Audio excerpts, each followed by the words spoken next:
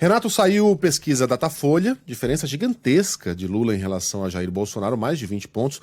Eu não tive tempo de fazer essa pesquisa, esse levantamento, mas eu não me lembro, a essa altura do campeonato, com personagens já definidos, de uma diferença tão larga de um candidato para outro numa eleição presidencial, especialmente uma eleição em que está o atual presidente, que costuma levar vantagem nesse tipo de levantamento.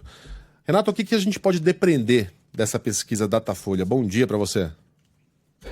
Bom dia, feliz de ver o time completo nessa semana de comemorações do dia 17, de 17 anos. Tô aí com vocês hoje à tarde. Vamos lá. Não tem na história uma diferença em que o incumbente esteja tantos pontos atrás do candidato de oposição, mas também não tem na história uma eleição em que o candidato de oposição é um ex-presidente da República.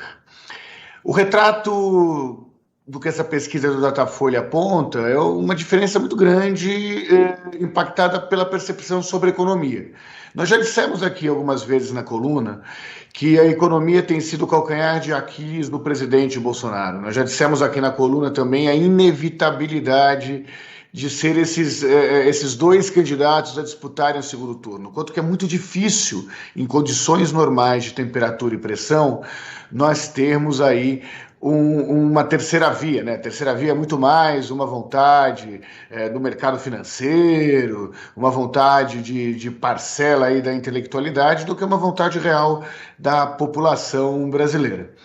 Agora, Megali, os números do Datafolha destoam muito da média dos outros institutos de pesquisa, em especial dos institutos de pesquisa que fazem abordagens telefônicas sobre o pleito, né? O que nós aqui do Instituto Locomotiva temos olhando para o nosso agregador de pesquisas, fazendo uma comparação entre o resultado de todos os outros institutos de pesquisa, é que se a abordagem é uma abordagem presencial, pessoal, que é utilizada, por exemplo, pela Quest, pelo Datafolha, pelo IPEC, a vantagem do ex-presidente Lula sobre o atual presidente Jair Bolsonaro é maior.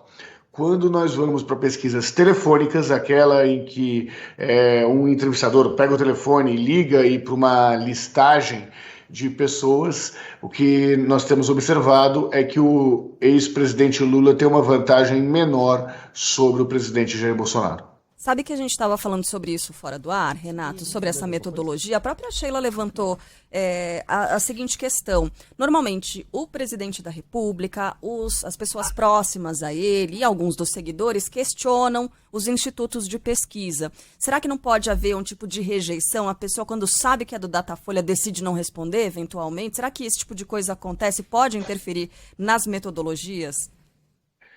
Excelente pergunta, Carla. Em tese, poderia, né? Mas o que a gente tem observado é um padrão muito mais ligado ao método de coleta de pesquisa do que a uma rejeição a falar para um determinado instituto. Eu vou dar um exemplo claro. A pesquisa presencial tem uma facilidade maior de chegar na população das classes D e E, né? Eles chegam em ponto de fluxo, uma população que está trabalhando, uma população que está na rua, uma população que muitas vezes não tem o tempo para responder uma pesquisa telefônica, mas se está lá no ponto de ônibus, ela consegue responder.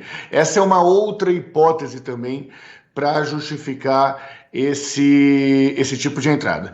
E quando nós vimos pesquisas de institutos menos conhecidos, né, pesquisas de institutos como o IPEC, que é o antigo IBOP, então ninguém sabe o que é o IPEC, pesquisas como o da Quest, que é um instituto relativamente novo, essa diferença entre Lula e Bolsonaro também é maior do que nas pesquisas telefônicas. Nós estamos investigando, tem uma equipe aí de mais de 20 pesquisadores tentando entender essas diferenças de método, e vou ter um prazer enorme de voltar aqui na coluna para esclarecer os ouvintes da Band News. Tá certo.